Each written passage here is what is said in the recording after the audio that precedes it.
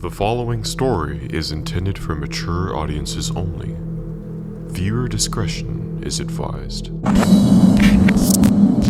I go to school at the University of Montana. I'm actually from the east coast of the country, but I wanted to get very far away from family and try something new. I'm in a club on campus, and they are having a camping trip. They do trips like this to boost the social awareness and help people communicate with each other. So, I agreed to tag along. I figured, why not? I wanted to make some friends, and I wanted to see the environment that I'm in. I also heard the night sky is really pretty in Montana, so it was a no-brainer for me. I immediately got in my car and drove to the Walmart and bought camping supplies. Fast forward to dinner around the campfire. People were telling scary stories and trying to spook one another. I didn't really let it bother me much, but I did make a friend.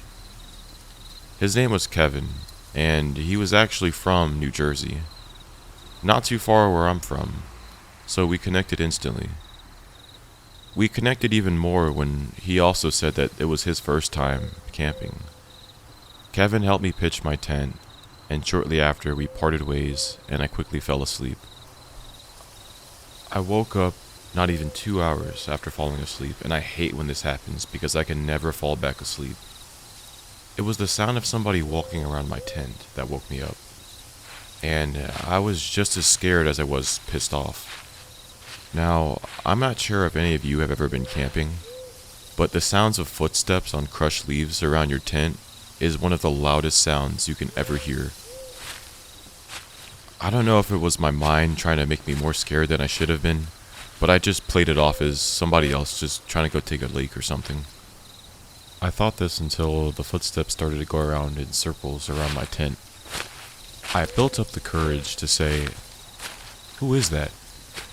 And as soon as I asked, the footsteps stopped. I was stuck between going out there and seeing what's going on, or just saying whatever and going back to sleep, because there's a whole bunch of us out here. Who could it possibly be? It was hard to make a decision, until the crunching sound from the leaves came back. Then I had to think and act fast. My anxiety began to build up as soon as the footsteps started to circle the tent again.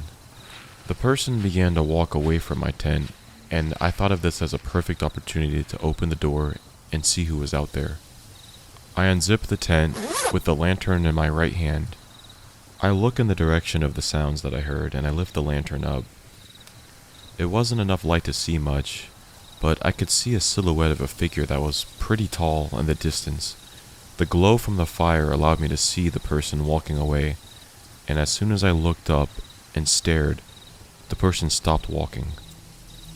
Mind you, this is at 1 in the morning in the middle of the woods, and it's dark outside.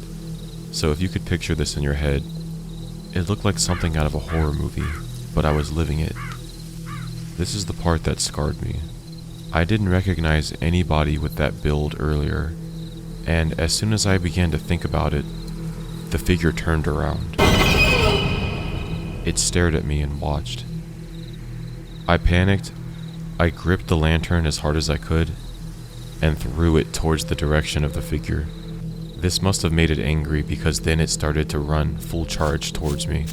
I did a 180 and I was screaming and running, trying to get somebody's attention.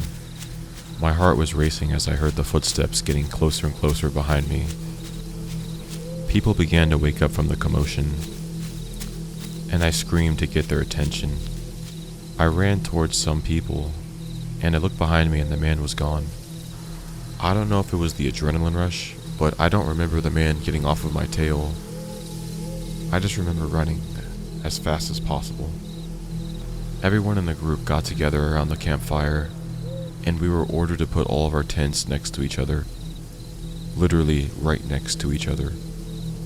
It was really hard to fall asleep. Me and Kevin just hung out the rest of the night.